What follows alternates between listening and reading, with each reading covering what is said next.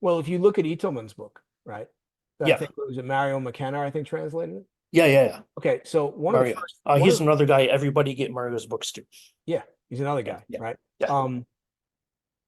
I actually reviewed that book as a podcast. Yes, And I know people bought it because they sent me screenshots of them with the book. So, yeah, but one of the first things he says in the book is karate is offensive by nature. And what have we only heard? So in modern times, we're only hearing, oh no, there's no first attack in karate. Karate is yeah, defensive by nature, right?